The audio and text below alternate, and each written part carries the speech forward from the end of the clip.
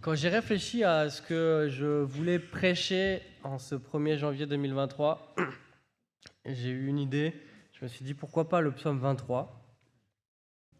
En plus, si on continue la tradition, on a une idée jusqu'en 2150, ce qui évite de se poser la question pendant quelques temps.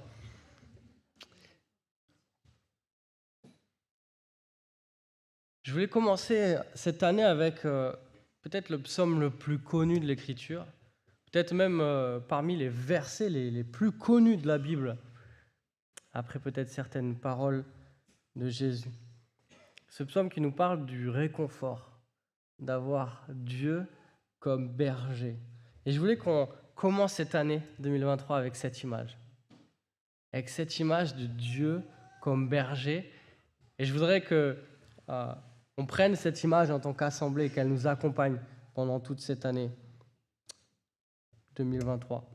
Il y a un an, c'est moi qui prêchais, le 2 janvier 2022. Je prêchais un message intitulé « Encouragé pour 2022 ». Et on était un petit peu à fond, c'était la fin du Covid, un petit peu la fin des restrictions, on commençait à vivre normalement. Et puis 2 mois après, on a eu la guerre en Ukraine qui a éclaté. Ça a été un petit peu difficile pour nous, surtout pour nos frères et sœurs et nos amis ukrainiens. Et à vrai dire, quand on regarde dans le rétroviseur et qu'on regarde 2022, on se demande si c'était une année très encourageante. Et ça nous a étonnés alors qu'on sortait de 2 ans de Covid où année après année, on se disait mais s'il y a bien une chose qu'on a appris, c'est que on ne doit plus être étonné de rien. Eh bien si, on était encore étonnés. Mais s'il y a une chose que ces années nous ont appris, je crois, c'est justement que nous ne savons pas de quoi demain sera fait. Et en vérité, on ne sait pas à quoi s'attendre pour 2023. Mais on veut le commencer avec ce psaume 23 pour que chaque jour de cette année 2023, on puisse dire avec David, « Je ne manquerai de rien. Je ne redoute aucun mal. » Je vous invite à prendre le psaume avec moi, ce psaume 23. Je dirais dans une version un petit peu différente de la seconde 21, un petit peu plus classique, peut-être qu'elle sonnera de manière un peu plus familière à nos oreilles.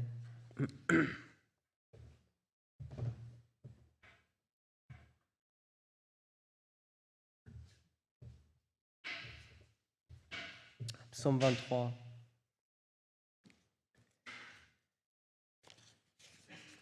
Cantique de David. L'Éternel est mon berger. Je ne manquerai de rien. Il me fait reposer dans de verts pâturages. Il me dirige près des eaux paisibles. Il restaure mon âme. Il me conduit dans les sentiers de la justice à cause de son nom. Quand je marche dans la vallée de l'ombre de la mort, je ne crains aucun mal, car tu es avec moi.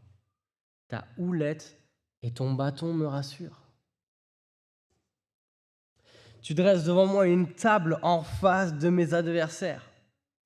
Tu oins d'huile ma tête et ma coupe déborde. Oui, le bonheur et la grâce m'accompagneront tous les jours de ma vie.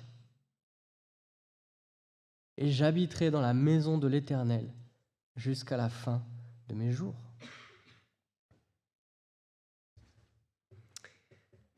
Le peuple d'Israël considérait Dieu comme son berger, c'est une image qui revient dans l'Écriture. Le berger, qu'est-ce qu'il fait pour son troupeau? Il le conduit, il le protège, il le nourrit et il en prend soin. Et on l'a lu tout à l'heure, quand on a lu le psaume 100, ce psaume de David, qui disait « C'est lui qui nous a fait et nous lui appartenons, nous sommes son peuple, le troupeau dont il est le berger. » Enfin, j'ai dit psaume de David, en fait, c'est pas marqué psaume de David. Je laisse une parenthèse. Mais dans ce psaume, qui est un psaume de David, ça on le sait, David parle pour lui Il ne parle plus pour le peuple. Et chacun de nous, aujourd'hui, nous pouvons dire « L'Éternel est mon berger ». Cette image est valable souvent dans l'Écriture pour la manière dont Dieu conduit son peuple en général, mais là, ici, David nous dit « L'Éternel me conduit, me protège, me nourrit et prend soin de moi ». Et j'aimerais dans ce psaume relever avec vous cet après-midi 3 raisons pour lesquelles nous pouvons aborder 2023 sans crainte, même si nous ne savons pas de quoi demain sera fait, même si nous ne savons pas ce que Dieu nous réserve pour 2023. 3 raisons. La première, c'est parce que nous voulons compter sur la provision de Dieu. Nous voulons compter sur la provision de Dieu. Si l'Éternel est mon berger, je ne manquerai de rien. C'est comme ça que David ouvre le psaume. Et c'est comme ça que nous entamons notre année. L'Éternel est mon berger, je ne manquerai de rien. Dieu a toujours pourvu pour son peuple. Et c'est d'ailleurs quelque chose qui revient à chaque fois que le peuple rappelle les hauts faits de l'Éternel, la manière dont Dieu l'a conduit à travers son histoire. Il chante sa provision. Par exemple, quand on lit dans le livre de Néhémie, quand Néhémie retrace l'histoire du peuple au chapitre 9, Néhémie peut dire pendant 40 ans, parlant de trajet dans le désert, pendant 40 ans, tu pourvus à leur entretien dans le désert et ils ne manquèrent de rien. Cette expression exacte, ils ne manquèrent de rien, leurs vêtements ne s'usèrent point et leurs pieds ne s'enflèrent pas. Après 40 ans dans le désert, à la sortie, le peuple pouvait dire « Nous n'avons manqué de rien ». Pourquoi ? Parce que c'est Dieu lui-même qui nous conduisait comme un troupeau conduit son peuple. Pendant 40 ans, nous étions dans le désert, mais nous n'avons manqué de rien. Et David ici dit « Je ne manquerai de rien ». Ce n'est pas un souhait, ce n'est pas une résolution, c'est une affirmation. C'est quelque chose qui est de l'ordre de la conviction pour David. Et on pourrait se dire, David, c'est un bleu, il ne connaît pas trop la vie, il est tout juste sorti du ventre de sa mère, et il se fait un peu des idées. Non, David n'est pas celui qui se berce d'illusions, il n'est pas celui qui a lu un livre de productivité pendant les vacances de Noël, et qui se dit, je vais bien, tout va bien, et 2023, ça va être la meilleure année pour moi, et tous mes rêves vont se réaliser. David a connu des épreuves, et pourtant c'est ce même David qui dit « Je ne manquerai de rien ». Pourquoi ? Pourquoi David peut dire ça ? Et pourquoi nous pouvons dire ça près de 3000 ans après David ? Parce que Yahweh, celui qui a créé l'univers, celui qui a conduit son peuple hors d'Égypte, est notre berger. Et David, regardez au verset 2 et 3, la manière dont il continue à prendre cette image du berger qui nous conduit et qui pourvoit. Dieu qui nous donne du repos dans des pâturages qui sont si abondants que nous pouvons nous y allonger. Quelle belle image pour commencer l'année, n'est-ce pas ? Celle du repos que nous offre Dieu. Et en réalité, chaque semaine, nous commençons la semaine, lorsque nous nous rassemblons le dimanche, le premier jour de la semaine, avec cette idée du repos de Dieu. Alors que nous commençons la semaine, nous nous reposons dans l'œuvre parfaite que Dieu a accomplie par Christ, pour nous. Et de la même manière, aujourd'hui, cet après-midi, nous commençons l'année en ce 1er janvier par le repos de Dieu. Par le repos de Dieu. Deuxièmement, on voit Dieu qui conduit son troupeau, qui le nourrit, qui étanche sa soif et qui renouvelle ses forces. On imagine les chemins escarpés, pour ceux qui connaissent un petit peu la topographie de la région. Les chemins ne sont pas toujours faciles. Et on a cette image de Dieu qui prend soin, qui nourrit, qui donne à boire, qui renouvelle nos forces, qui nous donne lui-même ce dont nous avons besoin pour le suivre. Et nous aussi, nous commençons avec cette conviction que cette année encore, c'est Dieu lui-même qui nous donnera ce dont nous avons besoin pour le suivre, ce dont nous avons besoin au moment où nous en avons besoin. Très souvent, nous croyons pris au dépourvu parce que Dieu ne nous a pas encore donné ce dont nous avons besoin, mais ce n'était pas encore le moment, mes amis. Enfin, regardez Dieu qui nous conduit dans les sentiers de la justice à cause de son nom. Encore une fois, Dieu nous demande de le suivre et c'est lui qui nous en rend capables. On a cette image de Dieu qui, tel un berger, ouvre la voie, nous précède et conduit son troupeau et il pourvoit à nos besoins de bien des manières, mais souvent par nos frères et sœurs. On peine à voir la manière dont Dieu se sert de nos frères et sœurs pour nous faire du bien et pour pouvoir à nos besoins.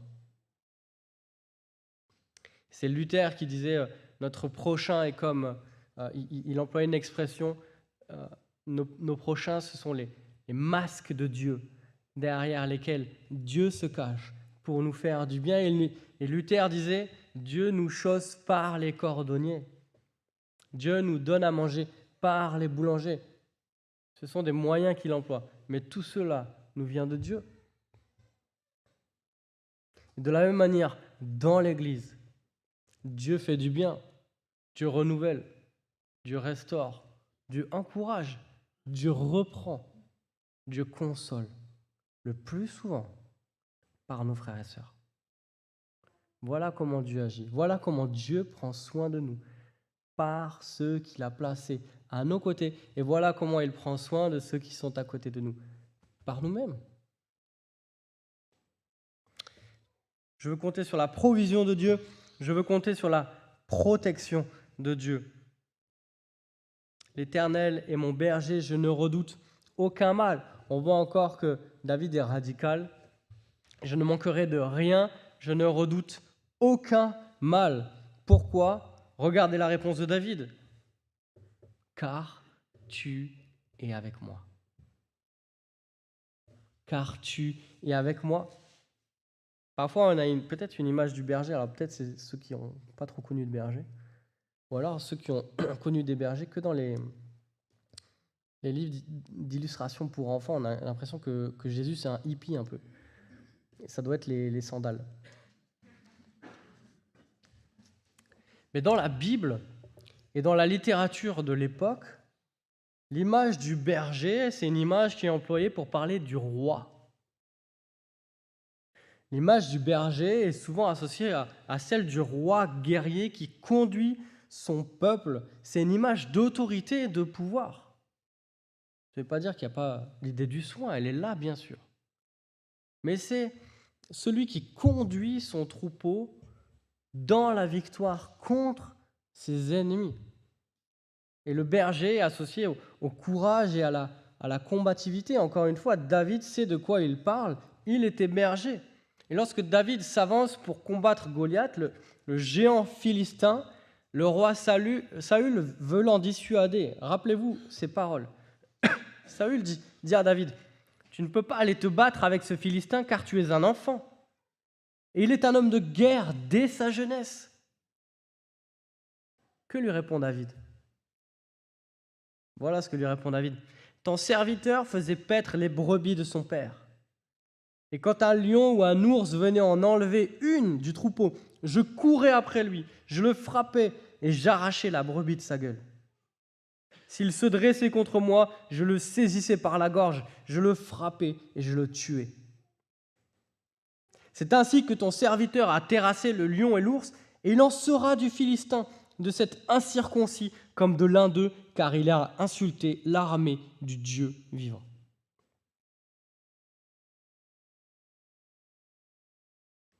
Quand Saül disait à David, « Mais tu vas pas y aller, tu es un gamin », qu'est-ce que David a répondu ? « Je suis berger.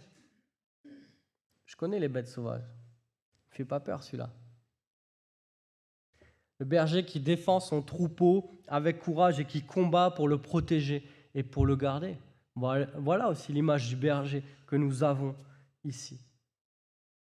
Mais comme David, nous savons que ce n'est pas notre courage, ce n'est pas notre force qui assure la victoire, mais c'est la présence de Dieu à nos côtés. Et David continue dans ce récit et répond à Saül, « L'Éternel, qui m'a délivré de la griffe du lion et de la patte de l'ours, me délivrera aussi de la main de ce Philistin. » Entendez ce que fait David. Il vient de raconter la manière dont il a vaincu le lion et l'ours, mais il reconnaît de suite que c'est Dieu qui lui a donné la victoire, comme c'est Dieu qui lui donnera la victoire contre Goliath. Et Saül dit à David, « Va et que l'Éternel soit avec toi. » Et que l'Éternel soit avec toi, une parole qui est souvent donnée dans le contexte d'une bataille, pour que la présence de l'Éternel accompagne ses armées et lui offre sa victoire. Tu es avec moi, je ne redoute aucun mal. Parce que je crains Dieu, je ne crains rien d'autre. Même quand je traverse la vallée de l'ombre de la mort. C'est une expression qui est très difficile à traduire. Quand on lit les commentateurs ne savent pas trop comment traduire cette expression, mais on a une idée, c'est qu'on n'a pas envie d'être dans cette vallée. Elle n'a pas 5 étoiles sur TripAdvisor, c'est pas la destination préférée des Français en 2022. On ne va pas dans cette vallée. S'il y a une idée qui règne ici, c'est celle de la mort. De la mort. Même quand je fais face à la maladie, même quand je fais face au deuil, même quand je fais face à tout ce qui me dépasse, même quand je fais face à la dépression, même quand je fais face à la douleur, à tel point que j'arrive même plus à parler, j'arrive même plus à prier. Je ne crains aucun mal, car tu es avec moi.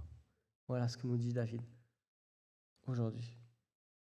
Avec sa houlette et son bâton, le berger protège, conduit, il nous garde du danger, il nous garde des bêtes féroces, de ceux qui veulent attaquer le troupeau pour voler, pour détruire. Mais sa houlette nous empêche également de dévier. Et dans sa grâce, Dieu nous garde sur le chemin et il conduit lui-même nos pas sur ses sentiers et il veille sur nous pour nous empêcher de nous égarer. Troisièmement, je veux compter sur la bénédiction de Dieu. Au verset 5, regardez, l'image change. Et d'ailleurs, peut-être vous vous êtes déjà demandé, mais c'est quoi cette affaire ? On est avec un berger et d'un coup, il y a une table. Eh bien oui, l'image change. On est face à un banquet, on est devant un banquet. Dieu nous reçoit à sa table, il nous accueille comme des invités de marque. On a une idée d'abondance, on a une idée de fête. David nous décrit une hospitalité divine. Et là, il y a encore quelque chose d'étrange dans cette image. On a un banquet qui se tient en face des ennemis. Alors là, parmi les solutions avancées, il y en a une qui consiste à penser que ce banquet se tient dans le temple dans lequel on pouvait se réfugier de ses ennemis. Dans tous les cas, on ne sait pas exactement. Dans tous les cas, le contraste est saisissant. Même face au danger, même au milieu du danger, nous pouvons goûter à la joie d'être dans la présence de Dieu. Même au milieu des épreuves, Dieu est avec moi et nous permet de goûter à sa présence et à sa bénédiction. Et on a cette parole magnifique, le bonheur et la grâce m'accompagneront. La grâce ici, c'est un mot qui veut dire plein de choses à la fois, chesed. Et c'est un mot qui désigne l'amour particulier de Dieu pour son peuple dans le contexte de l'Alliance. Quand les auteurs de la Bible veulent nous parler de l'amour de Dieu, en particulier pour son peuple, ils utilisent ce mot, chesed, qu'on a traduit par grâce. Mais c'est quelque chose de bien plus fort, de bien plus profond que notre idée de la grâce. Et on a quelque chose qui revient dans la Bible encore et encore, c'est que pour célébrer la recette de Dieu, on mange dans sa présence. Et on le lit quand on est au Sinaï, que Dieu conclut son alliance avec le peuple. On a Moïse, Aaron, ses fils, les 70, qui mangent dans la présence de Dieu pour conclure l'alliance. Dans la chambre haute, Jésus mange avec ses disciples pour célébrer la nouvelle alliance en présence même de Jésus. Et ici, David nous rappelle que c'est cette alliance, ce lien indéfectible qui nous lie à Dieu. Et il y a quelque chose d'encore plus beau, le bonheur et la grâce m'accompagneront. Et si on voulait traduire plus littéralement, ce serait le bonheur et la grâce me poursuivront. Ce mot qui est utilisé, ce verbe, c'est le même verbe qui est employé dans plein d'endroits dans la Bible, notamment quand le Pharaon poursuit les Hébreux à la sortie d'Égypte. On a cette idée ici. On a cette idée du bonheur et de la grâce qui nous poursuivent tous les jours de notre vie. À chaque fois qu'on se retourne, ils sont là. À chaque fois qu'on se réveille, ils sont là. On ne peut rien faire pour se détacher du bonheur et de la grâce de Dieu qui nous poursuivent jour après jour. On a cette idée qu'ils ne nous lâcheront pas. Difficile de lire ce psaume, ne pas entendre les échos aux paroles de Jésus, n'est-ce pas? Je suis le bon berger. Lui qui nous dit en Jean 10, je suis venu afin que les brebis aient la vie et qu'elles soient dans l'abondance. Ce berger qui nous conduit, qui nous protège, ce berger qui, avec tout le courage et tout l'amour, a donné sa vie pour ses brebis. Celui qui a combattu pour nous, celui qui a obtenu la victoire, celui qui nous précède sur le chemin que nous empruntons et celui qui nous promet « Je suis avec vous tous les jours jusqu'à la fin du monde ». Et voilà pourquoi nous ne manquerons de rien cette année, mes amis. Parce que Jésus est notre berger. Parce que c'est lui-même qui nous fait prendre du repos. C'est lui-même qui renouvelle nos forces. Et c'est lui qui nous invite cet après-midi et qui nous dit tout à nouveau, venez à moi, vous tous qui êtes fatigués et chargés, et je vous donnerai du repos. Prenez mon joug sur vous et recevez mes instructions, car je suis doux et humble de cœur. Je suis doux et humble de cœur, et vous trouverez du repos pour vos âmes. Mon joug est doux, mon fardeau est léger. En 2023, nous ne redoutons aucun mal, quoi qu'il arrive. Quoi qu'il arrive. Car Jésus est avec nous, celui qui n'est ni étranger, ni insensible à nos souffrances et à nos pleurs. Parce que lui-même a traversé la mort, lui-même a traversé cette vallée de l'ombre de la mort pour nous en délivrer. Et même au plus profond de nos ténèbres, il est là, il nous accompagne, jour après jour, tous les jours. Le bonheur et la grâce nous accompagneront. C'est même Jésus qui nous fait goûter aux bénédictions de Dieu parce qu'il nous invite à sa table et nous accueille comme son ami.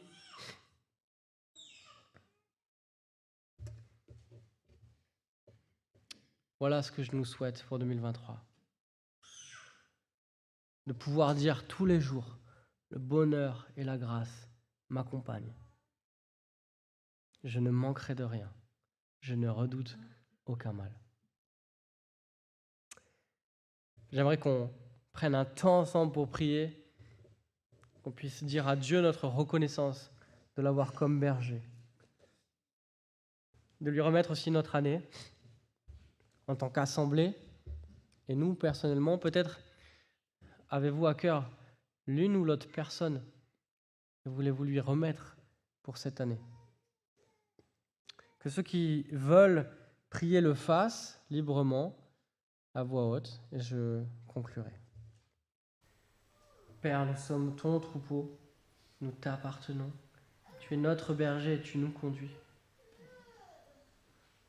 Et en cette nouvelle année, on veut écouter ta voix et se mettre en marche derrière toi, en comptant sur ta provision, en comptant sur ta protection, en comptant sur ta bénédiction. Merci Seigneur, parce que nous ne savons pas ce que demain nous réserve, mais nous savons que tu es avec nous tous les jours. Et que ce bonheur et cette grâce nous poursuivent et ne nous lâcheront jamais. Nous voulons te dire merci pour cela. Amen.